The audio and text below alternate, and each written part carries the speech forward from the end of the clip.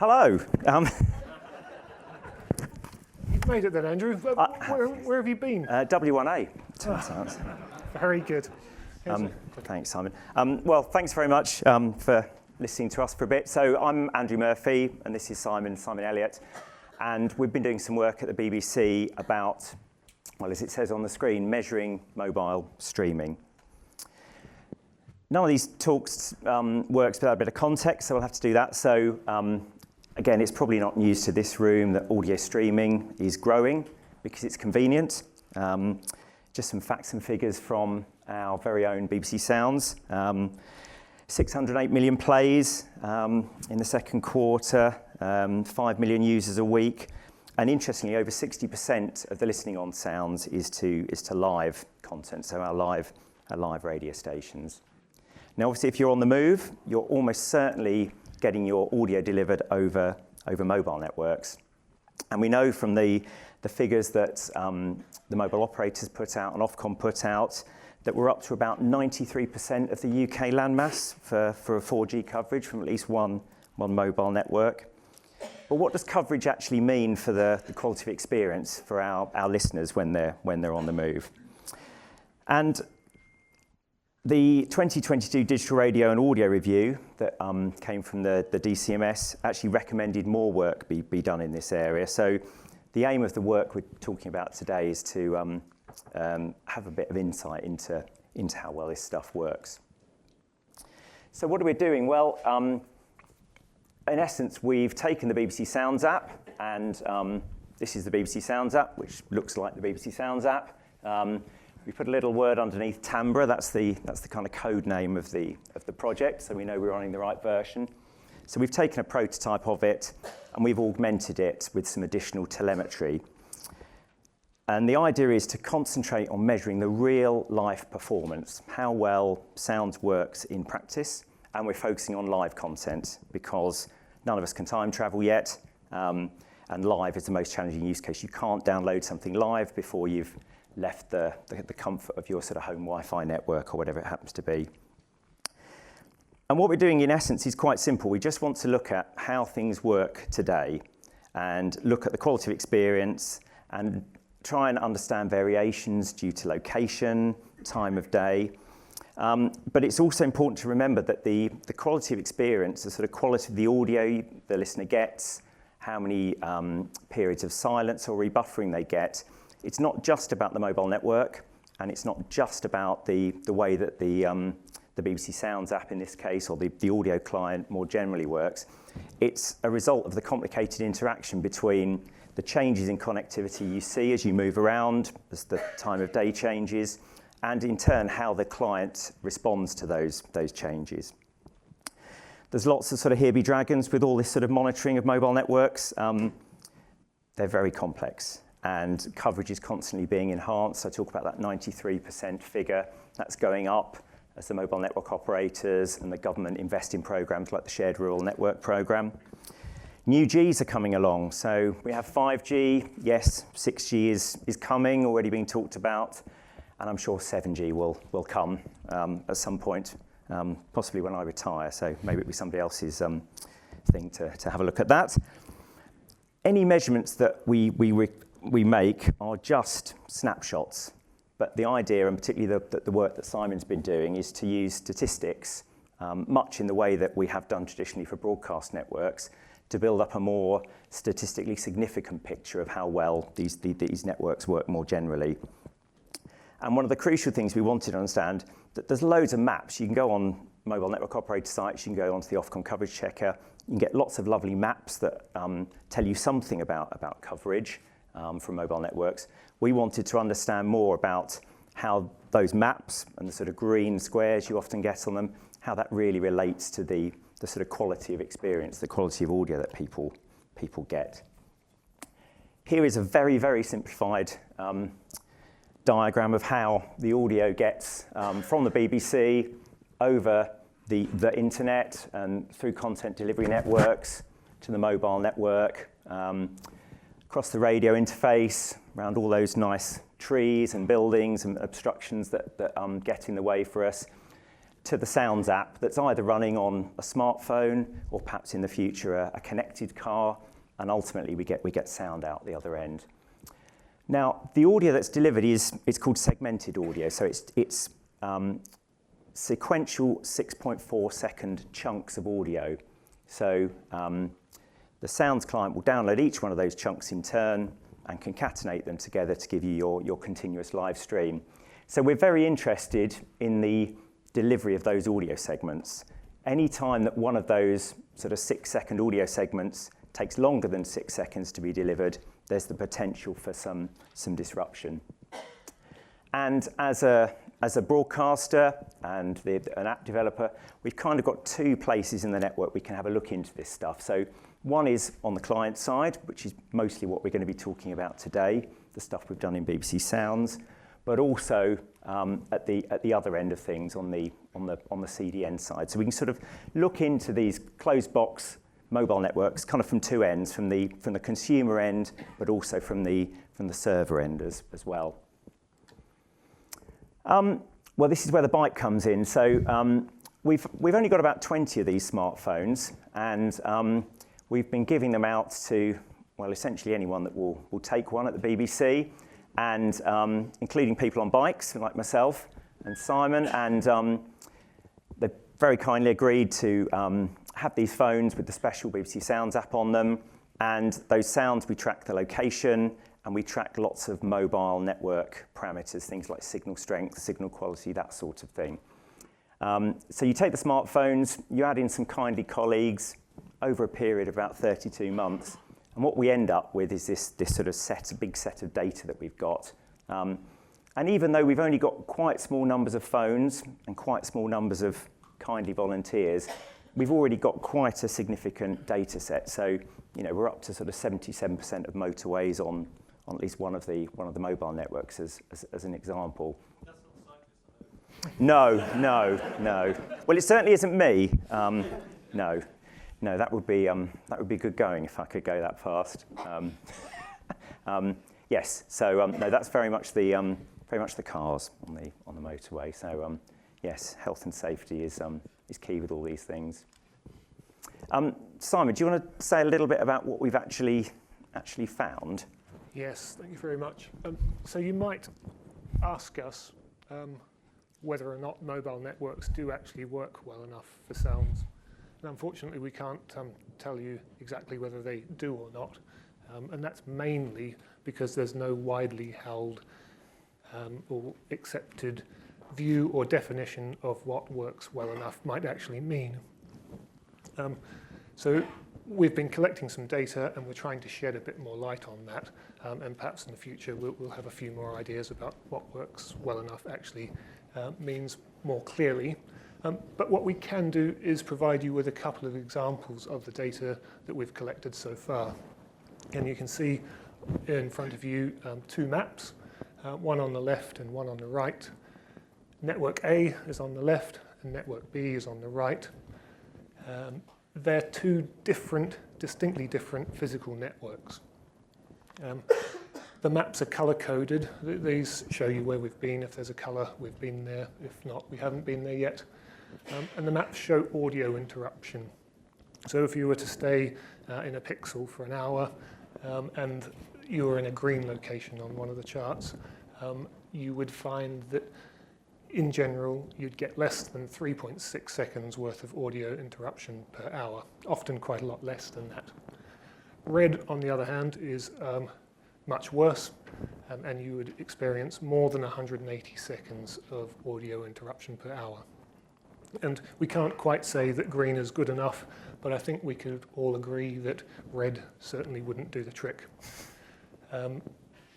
People listening to radio, live radio, I don't think would be happy if they were in a red area. What else can we see from these two simple maps?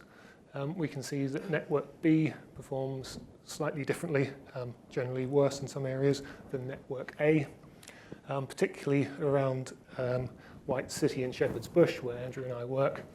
And then also in central London, Oxford Circus, Regent's Park, Regent Street, around there, W1A in fact.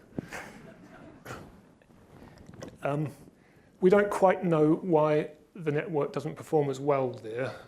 We've been there and measured the signal strength. The signal strength is high, but for some reason the audio segments that Andrew was talking about earlier don't come through quickly enough, and we see poor audio performance. That's not to say the networks don't work better for other types of services, but for audio streaming, they're not quite good enough there. And that's quite a long way of pointing out the obvious and things that you know already. So different networks perform differently, and you get different service qualities in different locations and also at different times of day. It depends on where you are, what network you're on, and when you were there. And this brings us on to another slightly complicated slide, I'm afraid. You might ask us whether or not we can predict performance. And the usual way that that might be done is to take a look at the signal strength. And Andrew's mentioned coverage checkers on various websites. They're based on signal strength on the whole. But what we're finding is, unfortunately, signal strength isn't the whole story. Other factors could come into play. For example, network congestion, some sort of failure in the handover mechanism from one cell to another, and really quite boring things like network maintenance. These charts show you this hopefully fairly clearly. There's one network at the top, a different network at the bottom. You can see an increasing signal strength going from left to right on the horizontal axis at the bottom. And then on the vertical axis, there's some probability that you'll get a certain bit rate. The bit rates are color-coded. If it's less than 50 kilobits per second, it's red. That's the required bit rate for sounds.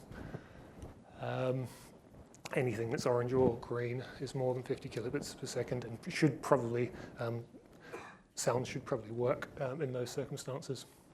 But if we were to take a fairly common signal strength threshold, negative 90 dBm in this case, which is used on the coverage checkers that we find, I think, you'd see that on the top network, that line is very far to the right of the red area, and you want to keep away from the red area. That threshold would be more than enough for the top network, but for the bottom network, it wouldn't be high enough at all because it doesn't get us out of that red zone.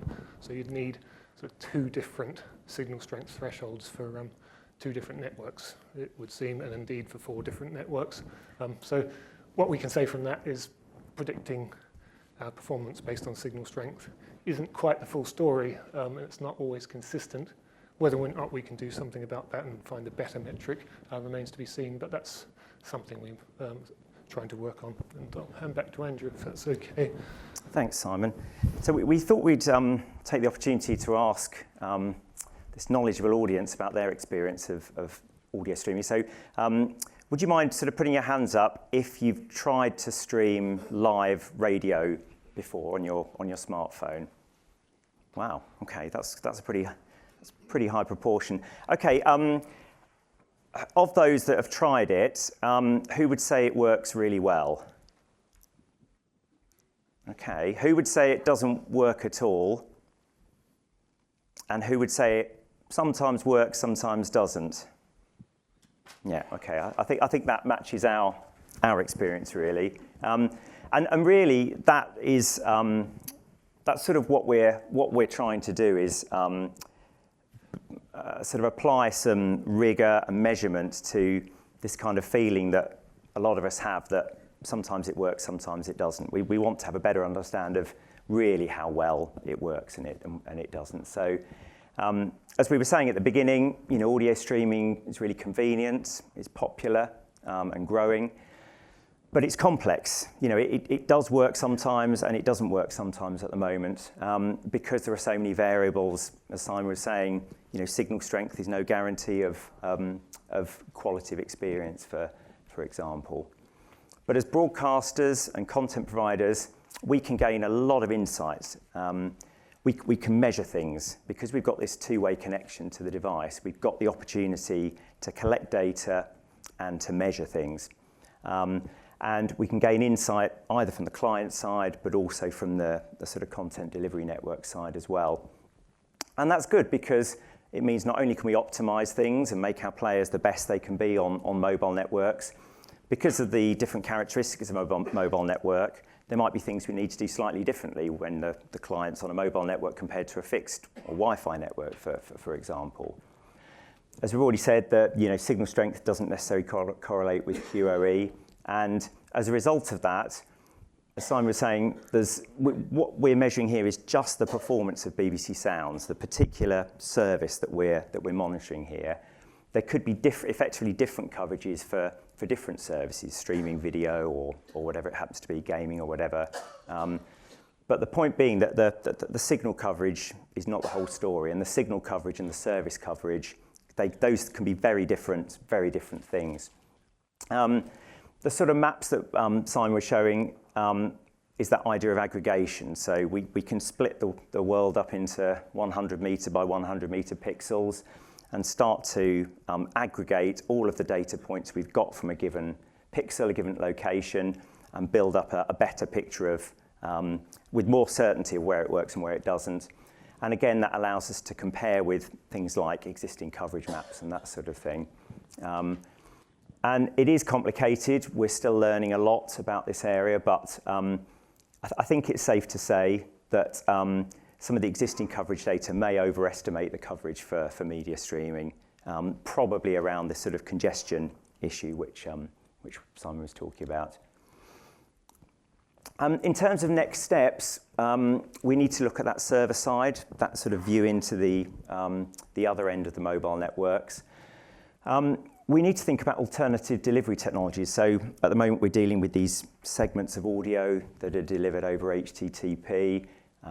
There's things like newer flavors of HTTP, HTTP3, which is based on QUIC, things like media streaming over QUIC, which may be better at handling the conditions that mobile networks present clients with. And we want to start to look into some of the causes of these issues. Why do things go wrong when they go wrong? Because if we understand that better, we can try to engineer solutions to improve things for listeners. And this is really where the opportunities for collaboration comes in. We think there's an opportunity to make things better for everyone, and by collaborating right across the industry, so the mobile network operators, the radio industry, such as you good people here today, talking to the regulators about how coverage is defined and presented to people, and build on these recommendations of the 2022 Digital Radio and Audio Review, which recommended work in this area to communicate better to listeners. And we'll leave you with pose you with a question really is, can expectations of service coverage be better communicated to listeners? And maybe more of the sort of statistical modelling that Simon's been looking at could help with that. So that's all we had to say, I think.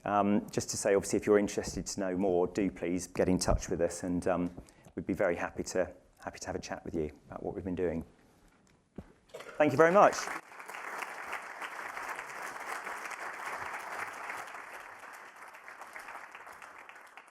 So, questions on that area? Yes, we've got, yes, sir.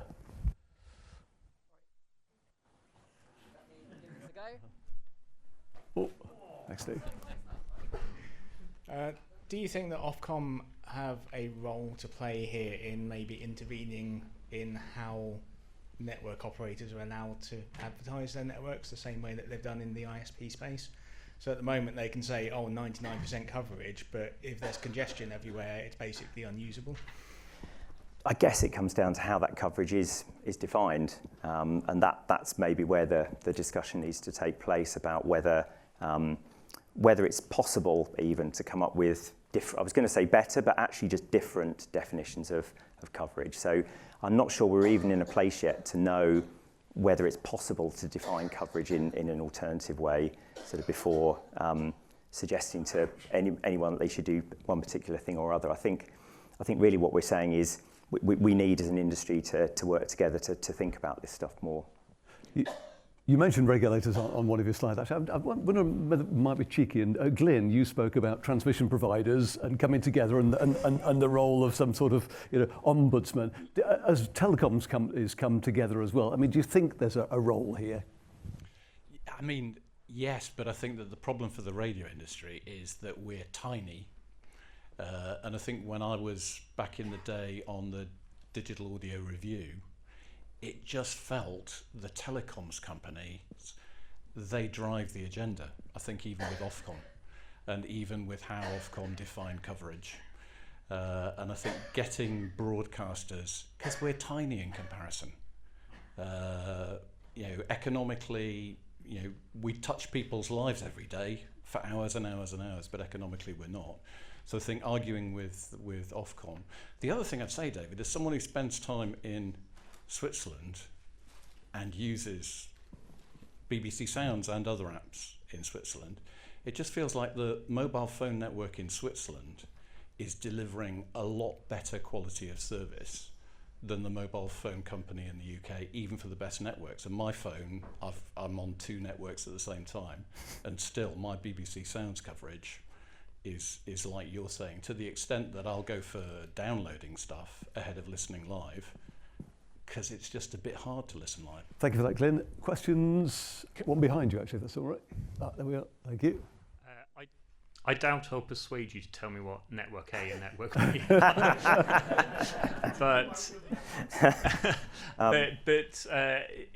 How much of it is them being different rather than one being better than another? Are there premium networks and lower quality networks other than the advertised speeds? Do you want to say something about that? Yes, well, it's fair to say that the 4 different networks do perform differently, but you probably knew that already. And unfortunately we can't say much more about what the networks are. But I think this is just the start, really, of trying to find out more about how they do perform. And if we can get some evidence together about what's happening, we can show that to others, we can share it with different organisations, what have you, and we can get a conversation going. And I think that's the main thing, really, just making a start.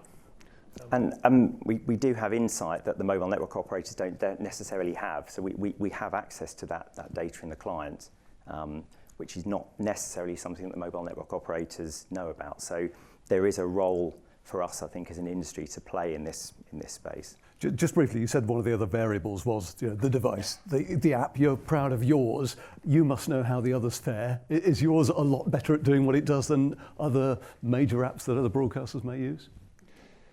I'm not sure we know. No, I don't think we know. But I think the message could be that it's possible to get this sort of telemetry data out of any app, we would imagine. So other app owners, providers could do a similar thing, and then some comparisons could be made, and perhaps a best way of doing things or a good way of doing things could be established. Thank you, Andrew. Thank you, Simon. Thank you.